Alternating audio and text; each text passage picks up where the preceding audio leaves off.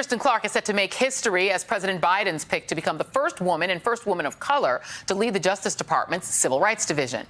Her story is the American story, the daughter of Jamaican immigrants who grew up in public housing. Her nomination comes at a critical time in America and for the department, and after months of social justice protests. She has vowed to use her experience as an accomplished civil rights attorney and the single mother of a black teenager to make racial equality a top priority. I remain committed to the promise of working every day to build a world of equal opportunity for all, a world where no 16-year-old is the target of hateful language, a world where no young man is racially profiled.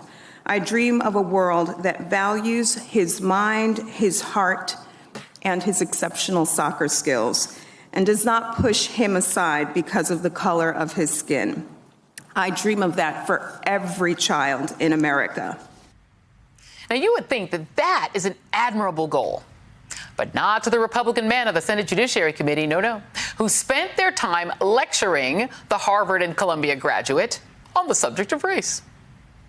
I want to read a non-exhaustive list of elements of the American society, elements that you have at one point or another described in the past as racist.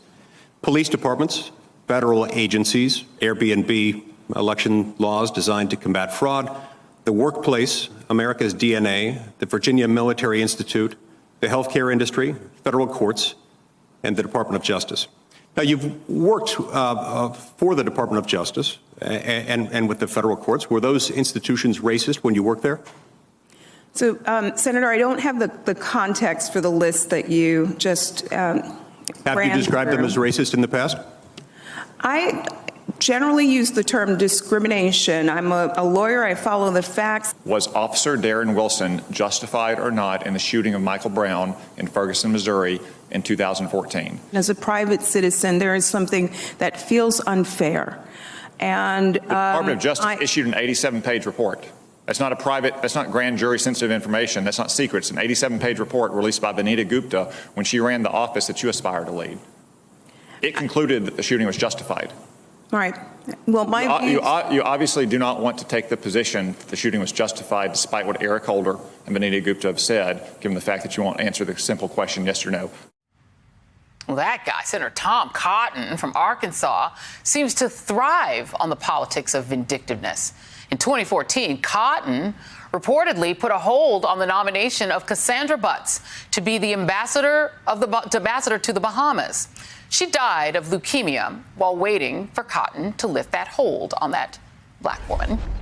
I would also like to point out that hours after Clarke's hearing yesterday, Cotton joined Senators Hawley and Cruz, fellow members of the committee, in voting against a bipartisan bill on anti-Asian hate crimes.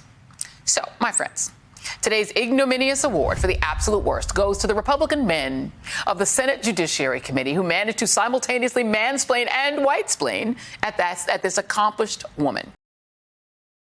Hey, thanks for watching our YouTube channel. You should know that you can follow today's top stories and breaking news and catch up on your favorite MSNBC shows all in one place. Download the NBC News app today.